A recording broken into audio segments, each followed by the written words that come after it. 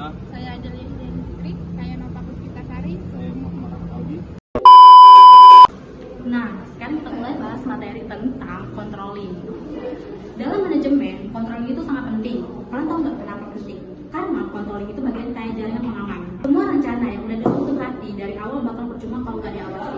Berarti semua rencana dari awal bakal nggak berarti kalau tidak ada controlling. Bayangin, kita udah buat jadwal kerja seperti itu, tapi nggak pernah dicek pelaksananya. Bisa kacau dong, karena tidak ada controlling, nggak ada yang memantau. Bisa-bisa hasil akhirnya jauh dari rencana. Jadi, controlling itu ibaratkan wasit yang selalu memastikan pertandingan tetap sesuai aturan dan tujuan awal bisa tercapai. Nah, apa sih tujuan utamanya? Yang paling tentu untuk memastikan semua kegiatan jalan sesuai rencana, baik dari sisi waktu, biaya maupun kualitas. Controlling juga jadi cara buat mendeteksi masalah lebih cepat. Jadi kita bisa bertindak sebelum masalah itu keburu besar. Misalnya, kalau kita ngejar target produksi 500 unit dalam sebulan, controlling akan ngasih sinyal kalau di minggu kedua ternyata baru sampai 100 unit. Dari situ kita bisa langsung mengambil tindakan, misal menambah shift kerja atau memperbaiki proses yang lambat.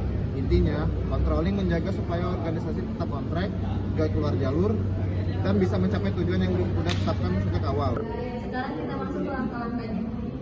Ada 4 tahap penting. Pertama, menetapkan standar ini patokan yang dipakai untuk membuat mengukur hasil. Standarnya bisa angka penjualan, jumlah produksi, kualitas barang, bahkan tingkat kepuasan pelanggan. Kedua, mengukur kinerja nyata. Caranya bisa lewat laporan keuangan, data penjualan harian, sampai inspeksi langsung di lapangan. Ketiga, membandingkan hasil kerja dengan standar tadi. Di sini kita bisa lihat apakah semuanya sesuai rencana atau ada selisih.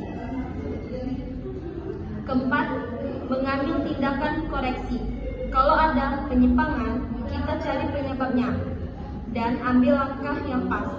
Mungkin perlu nambah tenaga, ubah cara kerja, atau revisi jadwal. Tahap keempat, tahap ini, controlling nggak akan maksimal karena kita nggak tahu standar awal, nggak punya data nyata, dan nggak tahu apa yang harus diperbaiki. Nah, supaya lebih kebayang, kita ambil contoh usaha clothing brand yang lagi rame. Katakan target produksinya per minggu yaitu 100 kaos. Nah, setelah 2 minggu pas dicek ternyata hasilnya cuma 80 kaos.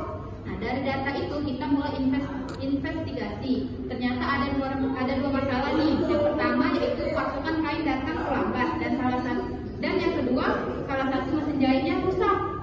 Nah, controlling itu bikin kita cepat sadar dan langsung ambil keputusan. Yang pertama mesin jahit langsung diservis, sementara kita cari pemasok kain cadangan atau stok bahan tambahan.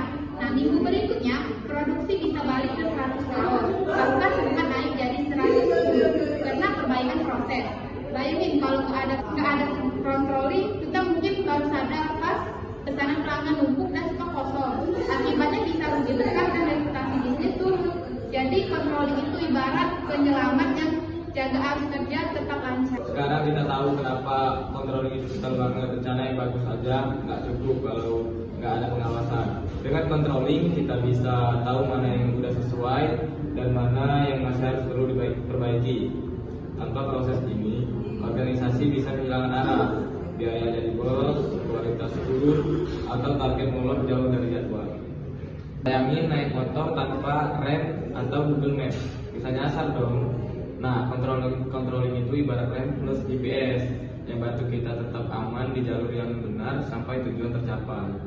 Makanya di dunia bisnis, sekolah, bahkan kegiatan sehari-hari, controlling selalu jadi kunci kesuksesan.